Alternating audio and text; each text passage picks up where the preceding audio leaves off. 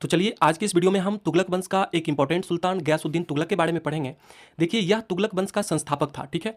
आप जानते हैं कि दिल्ली सल्तनत में सबसे अधिक समय तक तुगलक वंश चला था और सबसे कम समय तक खिलजी वंश चला था। देखिए इसका वास्तविक नाम था गाजी मलिक, ठीक है। गयासुद्दीन तुगलक का वास्तविक नाम गाजी मलिक था।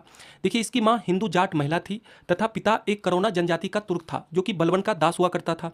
देखिए इसे अलाउद्दीन खिलजी के शासनकाल में मुल्तान एवं दीपालपुर का गवर्नर नियुक्त किया गया था, ठीक है था। देखिए इसने किसानों से पहले की तरह पैदावार का 1/5 से 1/3 भाग वसूल किया जाने लगा, ठीक है। ये भी काफ़ी इंपॉर्टेंट है।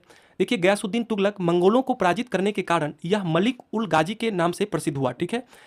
देखिए खिलजी वंश का अंतिम शासक खुसरो खां को इसने पराजित किया और गयासुद्दीन तुगलक के नाम से इसने दिल्ली की गद्दी पर बैठा, ठीक है।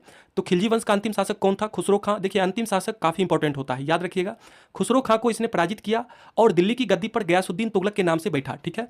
देखिए इसने अलाउद्दीन खिलजी के समय में लिए गए अमीरों की भूमि को पुनः लौटा दिया था। आप जानते हैं कि अलाउद्दीन खिलजी मिल्क, वक्फ और इनाम की भूमि को ले लिया था और इसने क्या किया था कि इसके द्वारा जो अलाउद्दीन खिलजी के द्वारा लिए गए भूमि थे उन सभी को अमीरों को लौटा दिया था, ठीक है। देखिए इसने सिंचाई के लिए कुएं एवं नहरों का सर्वप्रथम प्रयोग करवाया था। याद रखिएगा कि दिल्ली सल्तनत में सबसे पहले नहरों का प्रयोग किसने करवाया था? गयासुद्दीन तुगलक ने।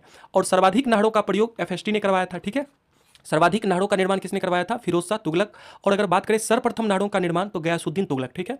देखिए इसने अकाल संहिता का निर्माण करवाया था। अकाल संहिता का निर्माण किसने करवाया था? गयासुद्दीन तुगलक। इसका वास्तविक नाम था गाजी मलिक, ठीक है। इसने खुसरो खां को पराजित करके दिल्ली की गद्दी पर बैठा था।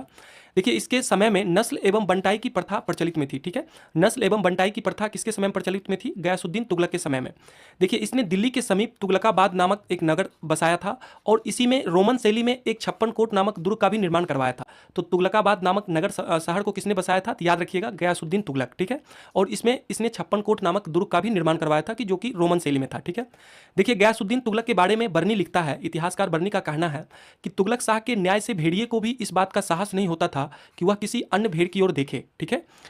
देखिए इसने रस्म ए मयान, ठीक है, जिसको बीच का रास्ता बोलते हैं, एवं तरीक ए इतदाल, जिसको सुल्तान का तरीका बोला जाता है, नाम से राजस्व सुधार का नीति का पालन किया था, ठीक है ना।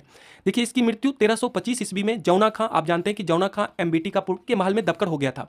देखिए लकड़ी के महल में इसकी मृत्यु दबने से हुई थी। और याद रखिएगा एमबीटी इसका बेटा था, मोहम्मद बिन तुगलक गयासुद्दीन तुगलक का बेटा था, ठीक है। काफ़ी इंपॉर्टेंट है। अगला सुल्तान आप एमबीटी के बारे में ही पढ़िएगा, मोहम्मद बिन तुगलक के बारे में ही पढ़िएगा। तो लकड़ी के महल में दबकर कौन मरा था? याद रखिएगा गयासुद्दीन तुगलक। अगर हम बात करें कि पोलो या चौगान खेल खेलते समय घोड़े से गिरकर किसकी मृत्यु हुई थी, तो याद रखिएगा ऐबक की मृत्यु। ऐबक की मृत्यु घोड़े से गिरने से हुई थी, ठीक है। तो चलिए इस वीडियो में इतना ही रखते हैं, फिर हम मिलते हैं नेक्स्ट वीडियो में।